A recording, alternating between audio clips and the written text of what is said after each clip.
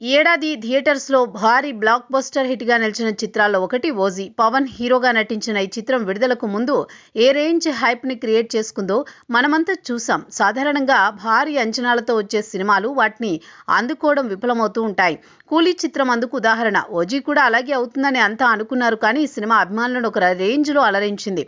పవన్ నుండి ఎలాంటి కంటెంట్ అయితే ఇన్నాళ్లు మిస్ అయ్యారో అలాంటి కంటెంట్ని డైరెక్టర్ సుజిత్ చూపించే లోపు అభిమానులు మెంటలెక్కిపోయారు. చూసిన వాళ్ళు పదే పదే చిత్రాన్ని చూశారు. మూవీ లవర్స్ కి కూడా ఈ సినిమా యావరేజ్ అనిపించడంతో బాక్సాఫీస్ వద్ద 300 కోట్ల రూపాయలకు పైగా గ్రాస్ వసూళ్లు రాబట్టి సంచలనం సృష్టించింది. థియేటర్స్ లో ఇప్పటికీ విజయవంతంగా ప్రదర్శించబడుతున్న ఈ చిత్రాన్ని 2 రోజుల క్రితం నెట్ఫ్లిక్స్ లో విడుదల చేశారు. తెలుగు, హిందీ, తమిళ భాషలతో పాటు ఇతర ప్రాంతీయ భాషల్లో కూడా ఈ చిత్రం విడుదల చేయడంతో ప్రపంచవ్యాప్తంగా 20 దేశాల్లో ట్రెండ్ అవుతూ ప్రభంజనం సృష్టించింది.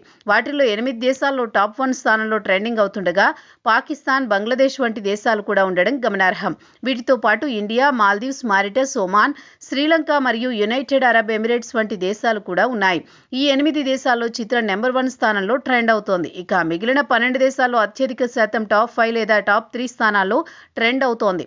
టాప్ 5లో కాకుండా టాప్ 10లో ట్రెండ్ అవుతున్న దేశాల లిస్టు చూస్తే అందులో సౌదీ అరేబియాని తీసుకోవచ్చు.